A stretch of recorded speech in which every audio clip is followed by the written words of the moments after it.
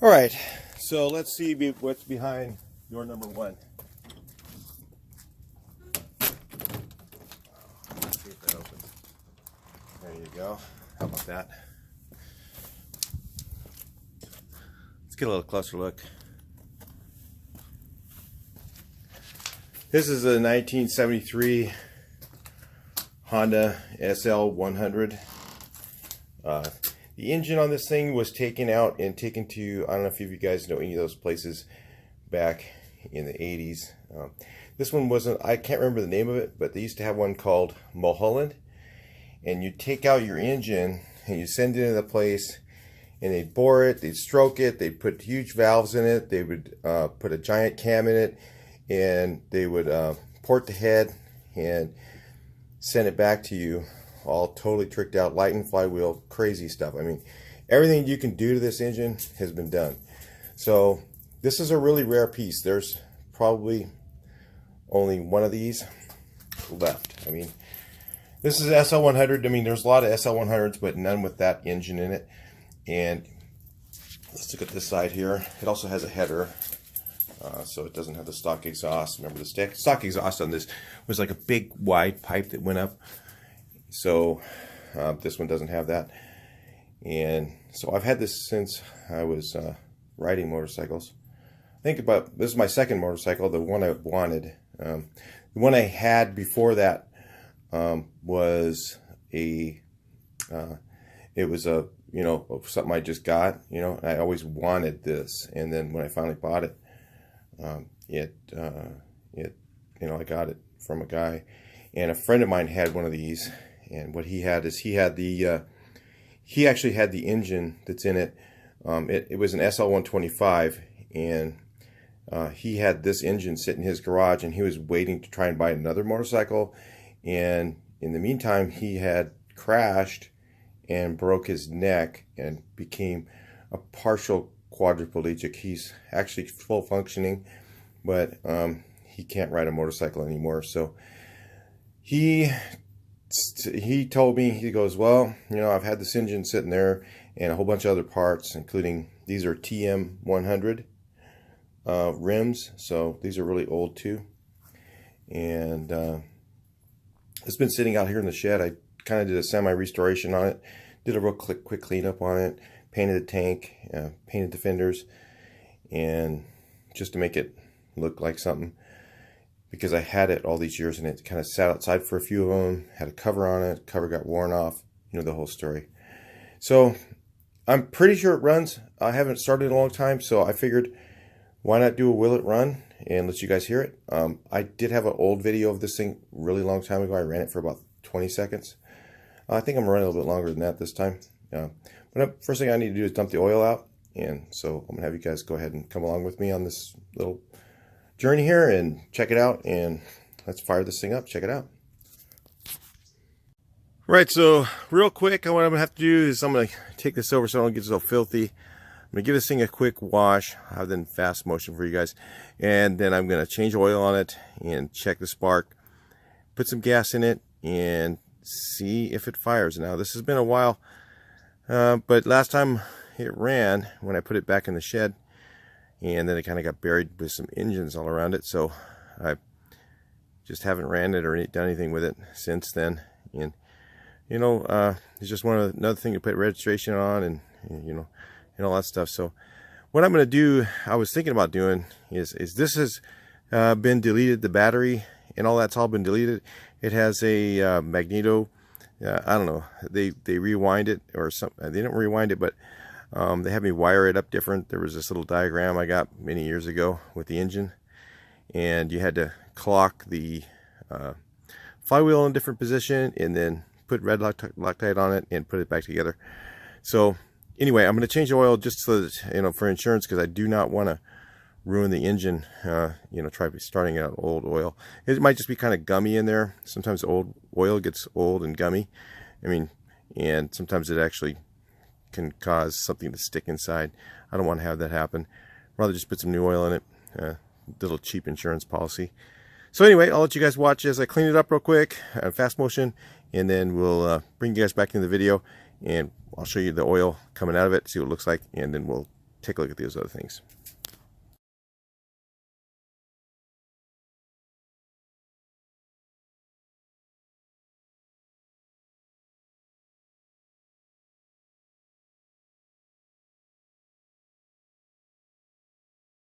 Right, so I realized it had some gas in it. I don't know, it was shaking around a little bit when I moved it, and I'm gonna have to take the gas out. I'm sure it's very old. I'm pretty sure it's very old. But anyway, I don't know why it had a bunch of gas in it. I thought I drained it out, but anyway, I'm gonna go ahead and pull the spark plug, and we're just gonna check that real quick. I remember the spark plug was a really odd size. It's an 18 millimeter. It's really weird. These old bikes. The old Hondas. 11/16 stock is what I used to use. I didn't have an 18 millimeter back then. I've owned this since I was probably, I think before I had a driver's license. So, and I used to ride it stock, and then I finally got the engine. It was about when, yeah, it's pretty black. I expected it to be. The last time I ran it, it was pretty rich, I think. Just want to make sure it's still got spark. Let's get you guys up nice and close so you can see. Let's see, about right there, you guys, right? Let's get you guys in the spark plug zone. About right there, nice and close. Let's see. Hope it's not in gear. Yeah, it's still got spark. You see it? Yeah, it's got spark. So we do have spark, and it does not have a one of the things I never got to, I like to put this engine in. I remember I put this engine in at a point when sorry about that, guys. Got you guys looking at the exhaust or something. But I got this engine about the point when I was not riding this anymore. I actually got it, and it was like a once-in-a-lifetime opportunity. I got it fairly inexpensive. I mean, these were like, I don't know, in the $5,000 range, $10,000 to get this engine done back then. That was a lot of money. So not many people did it. So it was a lot of money. It was like, and back before four-strokes were really popular. Now, you know, you go to, it used to be, you know, for years back then, you go to a riding park or somewhere, and all you'd hear is four-strokes. I mean, all you hear is two-strokes, and now it was a different sound. So now all you hear is two-strokes. So, you know, it's just a, you know, I told people back then, though, I said, you know what, four-strokes are going to take over, and people laughed at me. They said, no, they'll never take over, and I'm like, no. But once you can see what this engine does, then I was like, hey, you guys, it's going to take over. And they're like, no, you're wrong. And guess what happened?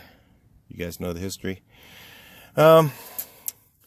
Anyway, it's got that here, but I'm going to have to drain that fuel out. So look at here, this, oh God, petrified fuel hose. I think I got some more of that. I think this is just like hard as a rock. That hose is like, I can just break it in two. I have to pull that off there. If you can see that, I don't know if you guys are too close, too far, too close, right there. The fuel hose right here. You can actually, it's just like, feels like it's made out of wood. So I'm gonna have to get that off of there and then drain the fuel out. So maybe I'll just drain it out real quick, and I'll bring you guys back in, let you guys see it. All right, but first things first, let's just run through here and check the oil real quick to see if there's any in it. Should be fine. It was when I left it. I had changed it. You can see there's plenty of oil in there. It is clean. It's not dirty at all. Like I said, I don't know, even though it's brand new and clean, I think I'd rather change it, because it, yeah, I don't know, it's oil, when it sits for a while, can get, just like gas, it can get old and sticky, and then it could make the, like the, some of the stuff inside there, the the oil pressure regulator could get stuck and then be stuck with too much oil pressure, not enough oil pressure, and I don't want that problem. So I'll bring you guys back in the video in a minute. Yeah, this engine still has points and everything, so that's why I was just checking the spark first, to make sure it still has spark.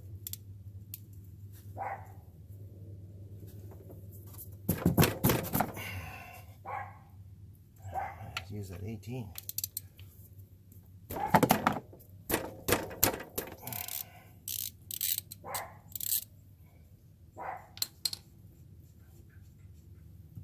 Was a bit tight. Let's take the oil out. I think it only takes a quart. Remember right? Yeah, it's a little dirty. It's pretty clean. I mean, that's really clean oil. It's not that much dirt. So you can't really tell. Let me see if I can get you guys a little closer. You can see it's just a little bit of dirt in there, but feels pretty oily. So anyway, I'll bring you guys back in. It looks like it's going to be, I'll just change that out and then put some fresh in there. It's got the old Castrol. I guess I got some 1040. They were out of 2050. It works fine. A lot of guys go, oh, I only use 2050 on my VW. I use 1040 too sometimes. I usually try to use 2050, but I will not use Valvoline Racing. You know, I tested that out many years ago. A lot of guys say, well, you're not going to like me saying that, but we tested the difference between the Valvoline Racing and Castrol 1 every time. I could never get Valvoline Racing to last very long in a hot running VW. So when I switched to Castrol, I rarely ever saw the oil break down, but I did a lot with even the Valvoline Racing. So anyway, this is what I use now. Castrol, I've been using it since, I think now the difficult part is in these stupid oil containers, I used to just pour 1 quart in, and that was about right. I remember it was like 0.997 quarts. So now trying to put in a quart is, what does this thing hold? I guess it's half a quart there, a little bit more in, and then it's a quart. Should hold 1 quart of oil. If I remember right. There's actually a little screen filter in there, but I usually change the oil so often that I don't change that. But you gotta take the side cover off to get to it, so one of those things, some of the racers did that back in the old days, but not me. Just kept it clean. So we check this oil. See, on this thing you have to tilt the bike up straight, drop the dipstick in, and then check it. And it's right in the middle. Yeah, so it's good right there. It's full 1 quart of oil. It's amazing, I remembered that from when I was 17. So that's when I used to ride this. Probably stopped riding, well, when I had kids, I just didn't go riding anymore on these bikes. I had gotten some other ones. But then this thing kind of sat and got neglected. And so then I brought it back to life and painted it real quick, just kind of a quick restoration. I even painted the frame with a roller, so it's not the smoothest finish on there. But I just wanted to get it so that it was running again. So anyway, let me get that fuel hose off, bring you guys back in. Wow, too bad you guys can't smell over the internet. That is some old gas. Alright, so to get this fuel line off, I got to take the carburetor. It's a lot easier to get the carburetor off first. So let me pull that off. I think it's being held on by the fuel line. Okay, so that's off there, and then while I've got it off, I'm going to pull the float cover off. Make sure the jets are clean. So I got that off. I don't know if that fuel line's going to come off. Let's see if it'll kind of go down here. Maybe I can drain that fuel. Oh God. So let's take the carburetor apart real quick. Just going to do a quick clean of the main jet. I already loosened these up to make sure they would come loose. Sometimes you got to grab them with the outside with some pair of pliers. You ever have a bad one that's stuck? You can get a pair of the like really good Nip-X, or the Irwin Vice Grip has a really high-end, like a Nip-X version of pliers, and you can grab the outside of them with that. So anyway, I'll take these out real quick. Right, I'll let you guys hang on for a second. I'll bring your bag back in. All right, let's take a look together here. Oh yeah, this is that line is all frozen, all hard right there too. Well, that's fairly clean. So there's just a little bit down the bottom there. I think the gas was off at least. But right here, that's the main jet. It looks pretty open. And then the pilot jet's over here underneath there. So this is a typical Mikuni carburetor. This came with originally came with the Kian 22, and it has a Mikuni. I think this one's a 28, so it's a little bigger than the stock one. Anyway, I'm just going to clean those out with some carb spray real quick. I just want to move you guys out of the way so you don't get stuff in your eyes, so I want to get the camera lens all messed up. But I'm going to go ahead and just spray this out real quick just to make sure they're clean, and then put it back together. Alright, so let's put this thing back on. It's a little tight fitting in here. Now I have to tip it on its side. I could take the gas tank off, but I'm too lazy. I gotta take off the seat to get the gas tank off. Let's shove this thing in here. Let's see if this goes. This thing takes two hands, and I probably need to be standing right about where you guys are. Maybe not. I know it's a little stiff to get on there because this is a homemade flange here. It's made with exhaust or a gas tank tube. I had to find the right size one a long time ago to make that because they didn't have anything like that. The same thing with this air cleaner. Wish I had a bigger one, but there's only kind of limited how much you can put in there. So it'd be nice if it had a little more air. You guys can even see it. It's kind of small, if you can see that. Right there. Alright, I got to tip this thing on the side. Well, that's to get the gas out of both sides of the tank. This tank, these old tanks had the frame went down the middle, and there was always a section between the. So if you were out, you know, it was almost like your little reserve thing. If you ran out of gas, you could usually tip your bike over and way on one end, and then get all the gas on the other side of the tank, and make it back to camp if you were on reserve already and you didn't quite make it there. All right, well, I got as much out of there as I can. There's probably a little bit left in there. I don't feel like taking it off, put a chain in there or something. You know, that's a way to really get all the old gas out. Just take and put a chain in there, and put a chain on there with a. So, just for firing it up here. Oh, nice spill. Hope you guys caught that. Spilled it all over that. It's not been painted that long. I mean, I painted this about 10 years ago. 10 or 11 years ago. And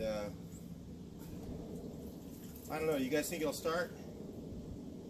See those comments roll up. You can always put a reply on your own comment and say, hey, I think it'll start in 2 kicks. I think it'll start in 1 kick. I don't think it will start at all. And then reply to yourself.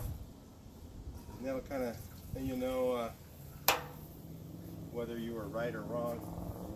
Other people will know whether you're right or wrong or not too. kind of fun. Well, what do I think? I think it's going to start right up, but I don't know. You know, the thing I'm looking at right now is this throttle cable. Let's look at it. I'll show you. I'm a little afraid. Let's see how bad this is. This throttle cable is a little, it is on the edge of scary. And I don't know, you have to, the throttle doesn't go back on its own. So I had to turn it back by hand. So, and remember, this thing does not, it does not have a kill switch. So it is a little scary. I haven't, like I said, I never got to that point where it was going to start. Leaking gas.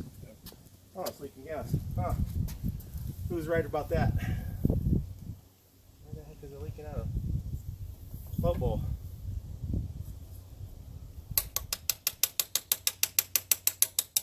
Oh, maybe we'll not be lucky.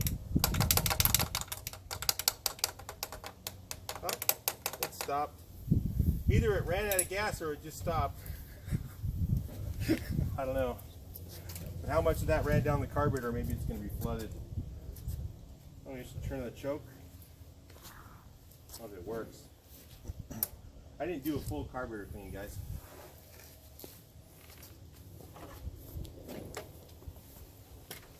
It's a little scary.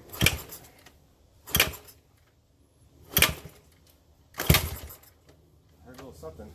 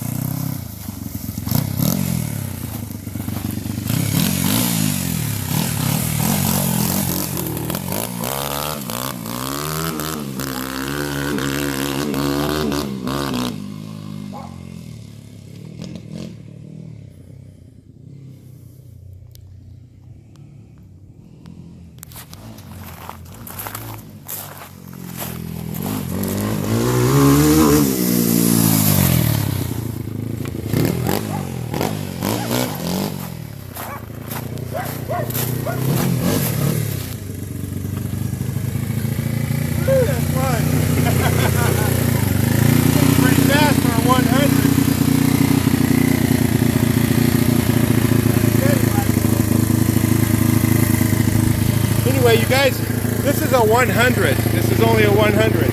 So, figure, if you figure that out, it's like one of those little mini bikes today. Let me shut it down. Hold on a second. I gotta pop it in here.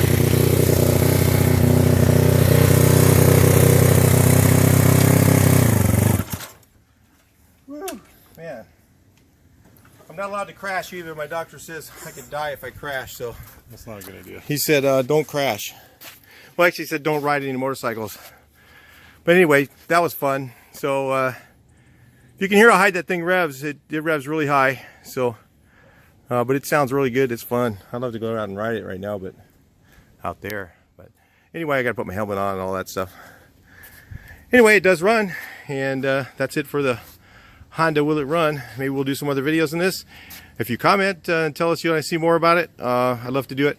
I can't do much on it right now because the front suspension bottoms out onto the tire. So I have to put a smaller tire size on it. So if I ride it and I hit the brakes too hard, like if I hit the front brake, I have to use only the back brake. If I hit the front brake and it bottoms out, I'll endo.